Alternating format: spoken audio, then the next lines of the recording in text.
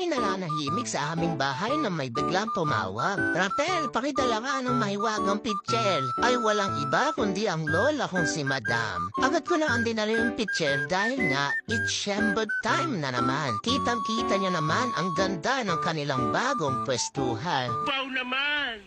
Wow! Wow! Dahil nga nadadala sa malalaking bahay, Eret may bagong pwesto ang mga senyor. Basta inuman, magagawa niya ng paraan. Bahalang yan, senyor sila.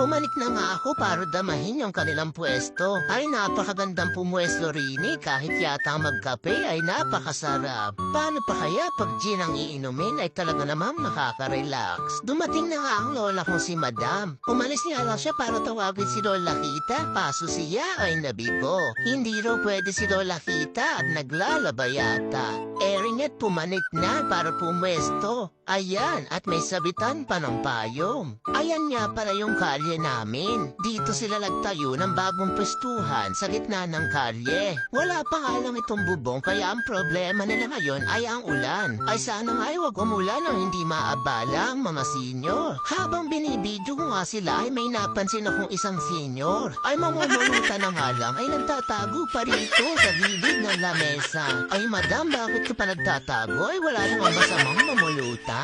Sige lang, muya. Wala namang nakakahiya. Tingnan mo nga si Lola Pinky, chill-chill lang. Pasimpleng nguya para hindi halata. Present nga pala ang Chong Antonio. Siya, Lola Pinky, tagay mo na. Ay, huwag mo nang patagulin yan sa lamesa at baka mamaya ay umulan pa. Eri na mga rakitera na ba't ka ba naman nagmamadali? Ay, tingnan niya naman at kay sarap ng kanilang pulutan. Samahan niyo pa ng masarap na sausawan. Madam, tagay mo na. Huwag ka nang madami pang sinasabi riyan. Ay tatagayin lang ay kung sino-sino pang nililingap dini. Ay talaga namang napakatismosa ng lola ko.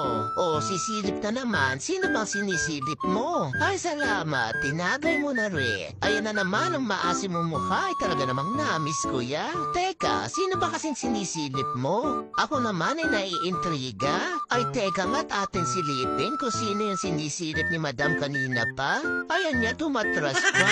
Ay walang iba kundi si Katamsi lang pala. Katamsi, kahit anong gawin mo, makikita at makikita ka. Ay wag ka na magpaliwanag riyan at haligan ni Rinit, pumwesto ka na. Pumarinig ka na habang hindi pa nauubas ni Lola Pinky ang pulunan. Ring at pumanik na si Katamsi. Ay hindi pa nga nakakaupo ay tinagaya na. Rin naman tatlong nagpaparamihan ng simi. Ma-share ko lang, kaya nga pala sila umiinom ngayon dahil second month ng batang si Rosebell. Ayan nga pala si Rosebell at ayan si Roseball. Charot, yan nga pala yung kasimbutan ko noong araw nung ako hindi pa nabubuntis. Madam, ano na naman yung pinagchichismisan ninyo ni Lola Pinky? Ay bakit parang kayo lang dalawang nagkakaintindihan ay kayo pa ay nagbubulungan? Parang seryoso, minomostra pa? Talaga naman ang mga senior na ere. Aminin nyo, ang ganda ng kanilang bagong pwesto, no? Parang nasa floating cottage lang, no? Ay, bakit kaya ang hilig nila itago yung pamumulutan sa gilid ng lamesa? Eri naman si Chong Anton ang aking nahuli. Eri na't hirap na hirap pa sa paghihimay. Eri na naman si Madam,